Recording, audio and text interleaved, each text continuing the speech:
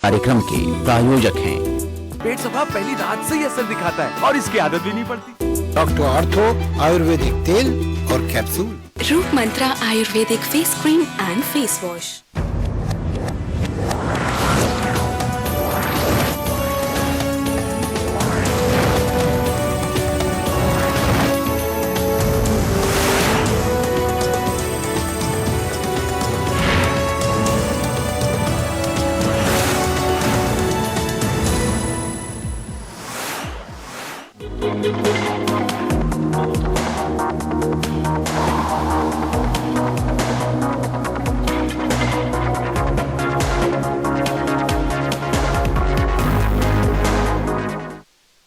नमस्कार। सुर्खियां, हमारे हर सुबह खास कार्यक्रम सुर्खी में आपका स्वागत है। मैं हूं स्मिता। अपने इस खास कार्यक्रम में हम बात करेंगे उन खास खबरों की जो आज अखबारों की सुर्खियां बनी है, और कुछ ऐसी खबरों की भी जो आज सुर्खियां तो नहीं बनी है लेकिन उनमें कुछ बात थी सुर्खियों जैसी। इसके लिए मेरे साथ मौजूद है हमारे एसोसिएट एडिटर डॉक्टर संतोष मानव। उनसे हम जानेंगे कौन सी खबर को किस समाचार पत्र ने कितनी प्रमुखता से उठाया है, और कुछ ऐसी भी खबरें जो सुर्खियां तो नहीं बनी लेकिन उनमें कुछ बात थी सुर्खियों जैसी।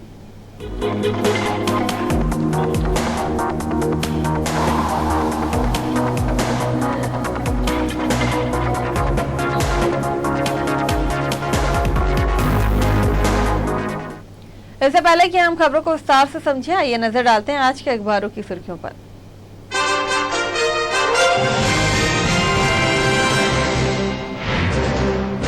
उत्तर प्रदेश में मुलायम कुल में कलह जारी, चाचा भतीजा झुकने को तैयार नहीं, सपा सुप्रीमो मुलायम करेंगे फैसला।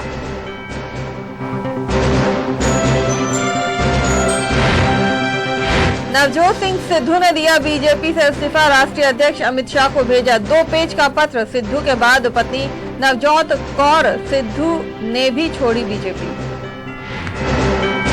बिहार के मंत्री तेज प्रताप के साथ शार्प शूटर का फोटो वायरल, बिहार में गरमाई राजनीति, जवाब में तेज प्रताप ने वायरल की पीएम मोदी और जेल में बंद आसाराम की तस्वीर। उत्तर प्रदेश में फिर लुटी राहुल गांधी की खाट, कार्यकर्ता मना करते रहे, लोग नहीं माने, सभा के लिए मंगाई थी 2000 खाट। और भाजपा में नहीं है 75 साल का फॉर्मूला, भोपाल में बोले केंद्रीय मंत्री कलराज मिश्र, कहा फॉर्मूला होता तो मैं भला मंत्री कैसे हूं।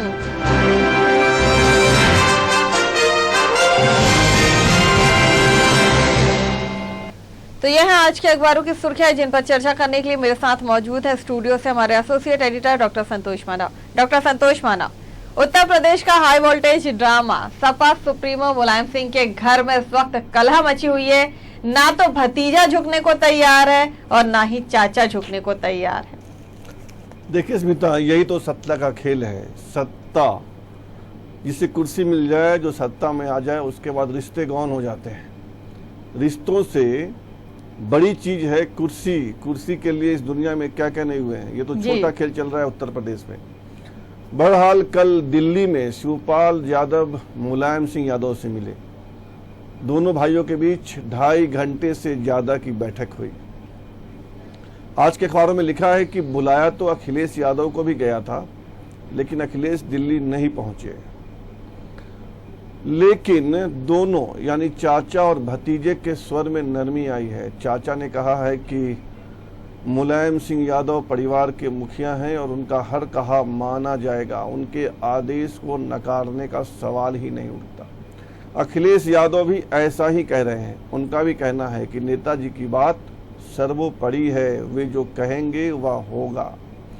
मतलब एक तरफ तो तनातनी है, कोई एक दूसरे को बर्दाश्त करने के लिए तैयार नहीं है, और दूसरी ओर दोनों कह रहे हैं कि नेताजी जो कहेंगे दोनों वही करेंगे। यानी थोड़ी सी नरमी आई है।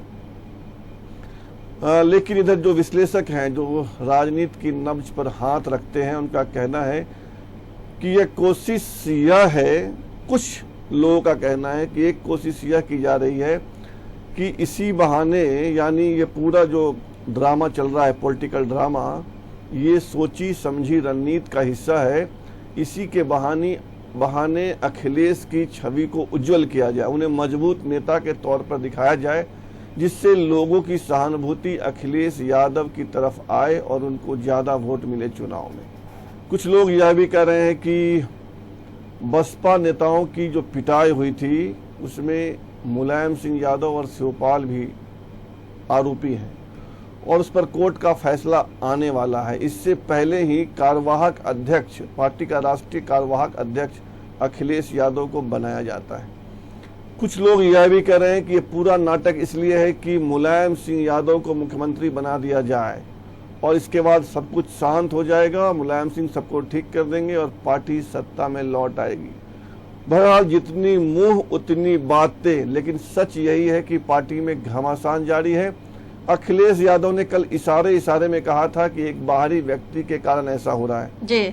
उनका इशारा अमर सिंह की ओर था, लेकिन अमर सिंह ने कहा मीडिया वालों से कि अखिलेश तो उनके बेटे की तरह है, सवाल ही नहीं उठता है कि वह उनके लिए ऐसा कहेंगे।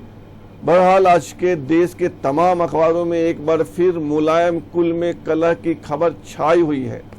किसी ने पहले पन्ने पर छापा है, किसी ने अंदर के पन्ने पर छापा है, किसी ने लास्ट यानी अंतिम पन्ने पर छापा है जी। लेकिन यह खबर अनिवार्य रूप से देश के सभी अखबारों में है, चाहे वह अखबार किसी भी भाषा का हो। जी स्मिता जी। डॉक्टर संतोष मानव, कल हमने इस पूरे हाई वोल्टेज ड्रामे में कई सारी चीजें देखी थी। दीपक सिंघल को यहाँ पर IAS अधिकारी जो थे उन्हें जैसे ही हटाया, उसके बाद मुलायम सिंह ने सीएम अखिलेश यादव को अध्यक्ष पद से हटाकर शिवपाल को अध्यक्ष बना दिया। बेटे ने चाचा से तमाम मंत्रालय छीन लिए और सिर्फ एक मंत्रालय उनके पास रखा, जिसके बाद उन्होंने सैफई में चाचा ने ये कहा कि मैं अध्यक्ष पद पर हूं और मंत्री भी हूं, मुझे बुलाया गया है, मैं जाऊंगा और मैं बात करूंगा। उसके बाद जब ये पलटवार आया तो अखिलेश यादव ने भी 23 IAS अधिकारियों का तबादला कर दिया। तो सिलसिला लगातार जारी ही है। जी ये चलेगा। अभी देखिए स्मिता, ठहरने वाला नहीं है, ये सत्ता की लड़ाई है। लेकिन अब जो विश्लेषक हैं वो अपनी तरह से विश्लेषण कर रहे हैं इन चीज़ों का, लेकिन यह सत्ता की लड़ाई है, पार्टी पर कब्जे की लड़ाई है और कोई भी झुकने को तैयार नहीं है। क्योंकि सपा में ही, उनके परिवार में, सपा तो कुल मिलाकर एक परिवार की पार्टी है, तो परिवार में भी कई गुट बने हुए हैं। शिवपाल अलग हैं, शिवपाल और अमर सिंह का एक खेमा है, रामगोपाल यादव, अखिलेश यादव लगभग एक साथ हैं। तो इस तरह कई गुट हैं और पूरी कोशिश है कि पार्टी में, सरकार में उनकी चले जी। अब किसकी चले उसी की ये लड़ाई दिख रही है जी। अब देखना ये होगा कि इस हाई वोल्टेज ड्रामे में और क्या क्या नया देखने को मिलता है। खैर अब बात करेंगे नवजोत सिंह सिद्धू की, जिन्होंने कल औपचारिक रूप से राष्ट्रीय अध्यक्ष अमित शाह को 2 पन्नों का अपना इस्तीफा भेज दिया। उसके बाद उनकी पत्नी नवजोत सिंह कौर ने भी बीजेपी छोड़ दी है। देखिए, जिस दिन राज्यसभा की सदस्यता से सिद्धू ने इस्तीफा दिया था उस दिन ही यह तय हो गया था कि वो अब बीजेपी में नहीं है और उनकी पत्नी भी बीजेपी में नहीं है। लेकिन एक औपचारिकता होती है, एक रिवाज, एक कस्टम, एक नीति, जो कहिए इसको, उसके तहत कल सिद्धू ने 2 पेज का इस्तीफा अमित शाह, भाजपा के राष्ट्रीय अध्यक्ष हैं, उनको भेज दिया। और उसके कुछ समय बाद नवजोत कौर सिद्धू, जो उनकी धर्म पत्नी है, उन्होंने भी भेज दिया। तो यह सिर्फ एक औपचारिकता है पार्टी से अलग होने की। अलग तो वे पहले ही हो चुके हैं। अब लोग कह रहे हैं कि सिद्धू का क्या असर होगा पंजाब में, पंजाब की राजनीति में सिद्धू की नई पार्टी का असर क्या होगा। आवाज है पंजाब। देखिए, सिद्धू अमृतसर से 2 बार लोकसभा के मेंबर रहे हैं, 2004 से 2014 तक। और उनके साथ जो भारतीय हॉकी टीम के पूर्व कप्तान प्रगट सिंह आए हैं, वे जालंधर से विधायक हैं। 2 और विधायक जो सिद्धू के साथ जुड़े हैं वो लुधियाना से विधायक हैं। यानी 3-4 जिलों में तो उनकी पार्टी खड़ी हो गई है मोटा मोटी। और इन 3-4 जिलों में 41 सीटें हैं विधानसभा की। कुल पंजाब में सीटें 119 हैं। तो आप आज की स्थिति में यह कह सकती हैं कि 40 सीटों पर लड़ने की स्थिति में तो सिद्धू आ गए हैं, लेकिन 119 का आंकड़ा 41 से बहुत ज़्यादा है। तो पूरे पंजाब में वे कितना असर डाल पाएंगे, इसके लिए इंतजार करना पड़ेगा। अभी से कोई घोषणा नहीं की जा सकती है कि पंजाब के अगले मुख्यमंत्री नवजोत सिंह सिद्धू होंगे, लेकिन उनकी आकांक्षा से दिख रही है, उनके हर कार्य, हर एक्शन से यह दिख रहा है कि वह पंजाब का मुख्यमंत्री बनने के लिए बेताब है। जी। अब देखना ये होगा कि आवाज़ पंजाब का असर और सिद्धू का असर, जो कहते हैं कि मैं पंजाब के लोगों से दूर नहीं रह सकता हूँ, वो कितना अपना असर छोड़ते हैं और पंजाब के लोग उनका कितना साथ देते हैं। अब बात करेंगे बिहार के मंत्री, कल ये खबर भी बहुत जोर शोर से चली है डॉक्टर संतोष मानव, जहां पर तेज प्रताप की फोटो शार्प शूटर जो थे उसके साथ वायरल हुई है, जिसके पलटवार में तेज प्रताप ने पीएम नरेंद्र मोदी और आशाराम की तस्वीरों को भी वायरल कर दिया है। देखिए, कुल मिला के कहानी यह है कि एक शूटर है बिहार में, कैफ, मोहम्मद कैफ, कहा जाता है कि वो शहाबुद्दीन के आदमी है जी। और जब शहाबुद्दीन की रिहाई हुई थी पिछले दिनों, तो बगल में कैफ भी खड़े थे। जेल से छूटने के बाद दरवाजे पर जब शहाबुद्दीन आए तो बीच में कैफ भी खड़ा था साथ में, और वो टेलीग्राफ में खबर छपी, उसके बाद तमाम चैनलों, तमाम अखबारों में खबर आई। 2 दिन के बाद, 1 दिन के बाद वही तस्वीर, मतलब वही मोहम्मद कैफ तेज प्रताप यादव के बगल में खड़ा है और वह फोटो भी वायरल हो गया। इस पर तेज प्रताप का कहना था कि ये बीजेपी की साजिश है, रोज उनसे हजारों लोग मिलते हैं, अब इसमें कौन क्या है इसका उनको पता नहीं होता। बात सही है, तेज प्रताप बिहार के मंत्री हैं, लालू यादव के सुपुत्र हैं, उनसे बहुत लोग हैं जो फोटो लेना चाहते हैं, सेल्फी लेते हैं। आजकल सेल्फी का दौर है, तो सबकी पहचान नहीं की जा सकती है, और नेताओं के साथ ये दिक्कत है कि वो किसी को मना भी नहीं कर पाते। लेकिन डॉक्टर संतोष मानव, अगर एक शार्प शूटर मंत्री से मिलने जाता है तो उसकी जानकारी तो होती है, सिक्योरिटी नाम की भी चीज होती है। ऐसा तो नहीं है कि मंत्री को शार्प शूटर के बारे में पता नहीं हो, वो भी शहाबुद्दीन के शार्प शूटर के बारे में नहीं पता होता है। देखिए, कई बार पता नहीं होता है, कई बार लोग आते हैं, फोटो खिंचवाते हैं, साथ में चले जाते हैं। अब अगर कोई चर्चित व्यक्ति हो, चर्चित अपराधी हो, जिसका फोटो वायरल हो चुका हो पहले, जिसको सब लोग पहचानते हो, तब तो बात समझ में आती है। लेकिन कैफ की तस्वीर या इतना बड़ा शूटर वो नहीं है कि सब लोग उसको जाने। पहली बार भी उसका नाम आया है पत्रकार राजदेव रंजन की हत्या में, तो तेज प्रताप की बात पर विश्वास किया जा सकता है कि जो कह रहे हैं सही है। अब देखिए, राजनीति है, सब चलता रहेगा, हमने फोटो दिया, उसने भी दिया, चलता रहता है। जी जी, अब देखना ये है कि इस ड्रामे में और क्या नए मोड़ आते हैं। अब बात करेंगे राहुल गांधी की। एक बार फिर उनकी खाट लुट गई है। कार्यकर्ता मना करते रह गए, लेकिन जो किसान आए थे वो खाट लेकर फिर से चले गए। खाट पंचायत उन्होंने बैठाई थी, लेकिन फिर से उनकी खाट लुट गई। देखिए, कल राहुल गांधी मिर्जापुर में थे और मिर्जापुर में उनकी सभा थी। देवरिया से दिल्ली तक जो वो 2500 किलोमीटर की यात्रा पर है, एक तरह से चुनावी यात्रा, तो लगातार देवरिया, आजमगढ़ वगैरह वगैरह, तो कल मिर्जापुर में थे। जी, मिर्जापुर वह इलाका है जहां से कभी सांसद थी फूलन देवी और जहां से कभी विधायक थे राजनाथ सिंह देश के गृह मंत्री, उनका इलाका भी वही है, चंदौली, मिर्जापुर। तो मिर्जापुर में राहुल की सभा के लिए 2000 खाटें मंगाई गई थी, क्योंकि पहले जो खाट बनी थी 2-2.5 हजार, वह तो देवरिया में ही लुट गई थी खटिया। कल कांग्रेस के कार्यकर्ताओं ने थोड़ी सावधानी बरती। राहुल का भाषण जैसे ही खत्म हुआ, मंच से अपील की गई कि खटिया नहीं ले जाइएगा, खटिया वहीं छोड़ दीजिए, जहां बैठे हैं आप खटिया वहीं छोड़ दीजिए। लेकिन कमाल देखिए, उत्तर प्रदेश के लोगों का खटिया प्रेम की अपील का तनिक भी असर श्रोताओं पर नहीं हुआ, दर्शकों पर नहीं हुआ। सब एक एक करके खटिया ले गए। कल की सभा में कुछ मोढ़े भी रखे गए थे। जी, बैठने काम आता है मोढ़ा, आप समझती होंगी। जी, बिल्कुल बिल्कुल। लोग मोढ़ा भी ले गए। तो कुछ टेबलें भी बुलवाई होंगी इसके लिए तो डॉक्टर संतोष मानव, क्योंकि पिछली बार भी यहाँ पर टेबलें दिल्ली से बुलवाई गई थी, तो इस बार भी टेबलें भी बुलवाई गई होंगी छोटी, तो शायद मुझे लगता है वो भी कल लुट गई होंगी। जी, अगर उन्होंने टेबल बुलवाया होगा उस सभा के लिए, तो मुझे लगता है वह भी लोग ले गए होंगे। खटिया, टेबल, मोढ़ा जो भी मिल रहा है ले जा रहे हैं। तो एक नई तरह की राजनीति की सभा के लिए खटिया बुलवाइए, खटिया लगाइए, लोग खटिया पर बैठ के भाषण सुने और फिर पार्टी की खाट खड़ी करके चले जाए। तो अखबारों में खबर छपी है, और कुछ अखबारों ने तो बड़ा चुटीला व्यंग्यात्मक शीर्षक लगाया है, कह सकते हैं कि दो अर्थी जैसे होता है, दो अर्थी संवाद। तो वो सुनना भी चाहेंगे डॉक्टर संतोष मानव। जागरण ने अपने अंतिम पृष्ठ पर खबर छापी है, जिसपे लिखा है, फिर लुटी राहुल की खटिया, करीब 2000 नई खाटों का किया गया था इंतजाम। 9 दुनिया का शीर्षक कुछ हटकर है। 9 दुनिया ने पहले पन्ने पे तस्वीर छापी है, खाट के बाद अब मुड्ढे भी लुटे। तो तमाम अखबारों में ये खबर है कि राहुल की खटिया फिर लुट गई। जी, जी, अब ये देखना है कि लगातार ये जो खाट पंचायत वो करते जाते हैं, ये दूसरा चरण था, अगले के चरण में या फिर ये कहें कि अगली रैली में जब वो खाट पंचायत करेंगे तब उनकी अपील का कोई असर होता है या फिर तीसरी बार भी उनकी लुटिया और उनकी खाट लुटती है। अब बात करेंगे केंद्रीय मंत्री कलराज मिश्र की, जिनका ये कहना है कि अगर बीजेपी में 75 का फॉर्मूला काम करता तो मैं मंत्री नहीं होता। उन्होंने खुद ये बड़ा सवाल खड़ा कर दिया।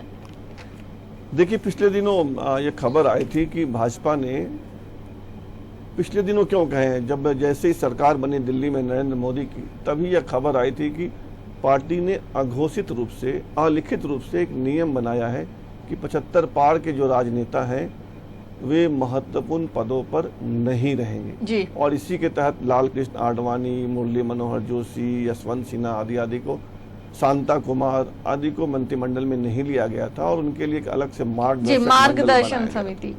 इसी के तहत पिछले दिनों मध्य प्रदेश में बाबूलाल गौर और सरताज सिंह, 2 मंत्रियों से इस्तीफा ले लिया गया था कि आप 75 पार के हो गए। ऐसे में कल कलराज मिश्र भोपाल में थे, तो उनसे अखबार वालों ने पूछा कि ये 75 पार का फार्मूला क्या है।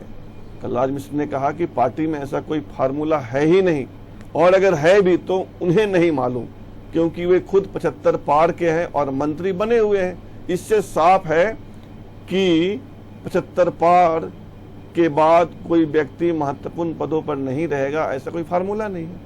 पत्रकारों ने पूछा कि कहीं ऐसा तो नहीं कि उत्तर प्रदेश में चुनाव है इसलिए आपको बनाए रखा गया है और चुनाव के बाद आपको हटा दिया जाएगा।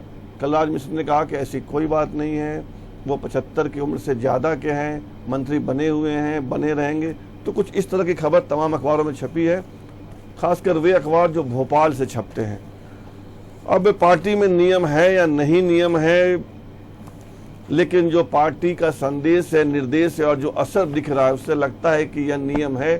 शायद कलराज मिश्र को अपवाद माना गया हो या पार्टी ने अपवाद के रूप में रखा हो। जी स्मिता जी, अब देखना ये होगा कि कलराज मिश्र अपने मंत्री पद पर बने रहते हैं या फिर उन्हें मोदी इस मंत्री पद से हटाकर किसी और समिति में डालते हैं, मार्गदर्शन समिति में लेते हैं या फिर नहीं। डॉक्टर संतोष मान, अब बात करेंगे उन खबरों की जो सुर्खियां नहीं बनी हैं लेकिन मध्य प्रदेश और छत्तीसगढ़ के लिहाज से काफी अहम है। देखिए, मध्य प्रदेश के अखबारों में आज एक लूट की खबर है और ये खबर आई है पिपरिया से। पिपरिया पास में ही है, भोपाल के पास में, होशंगाबाद जिले में।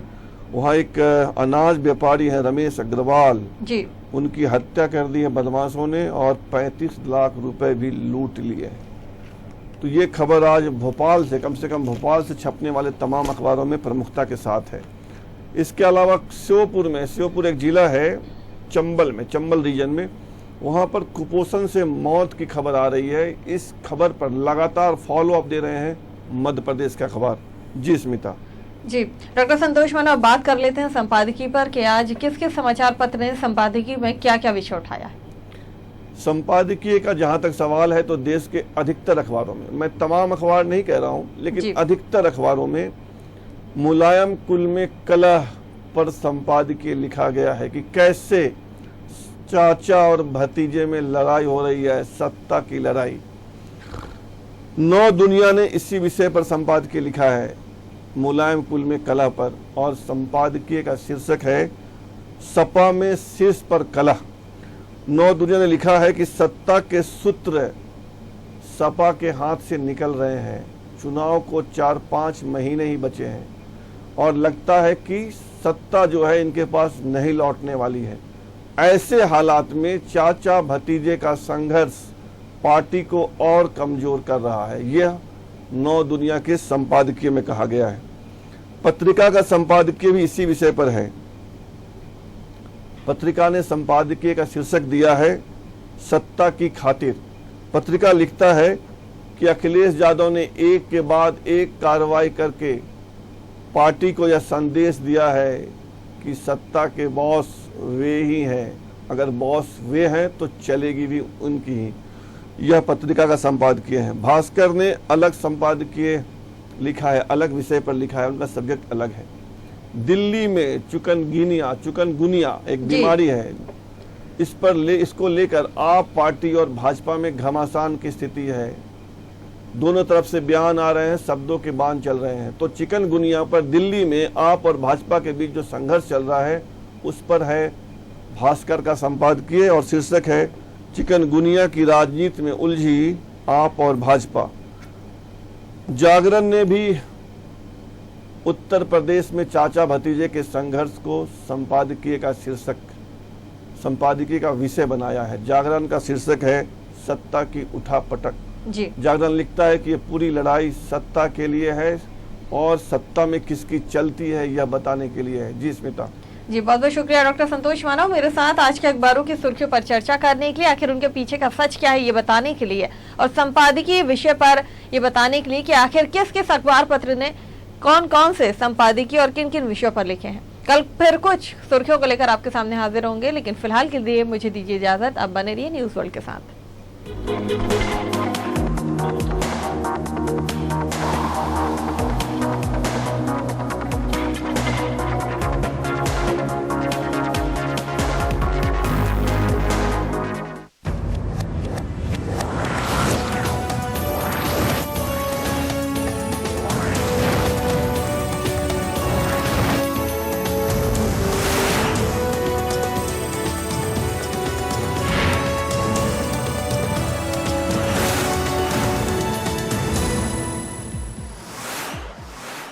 इस कार्यक्रम के प्रायोजक थे। पेट सफा पहली रात से ही असर दिखाता है और इसकी आदत भी नहीं पड़ती। डॉक्टर आर्थो आयुर्वेदिक तेल और capsule. Roop Mantra Ayurvedic face cream and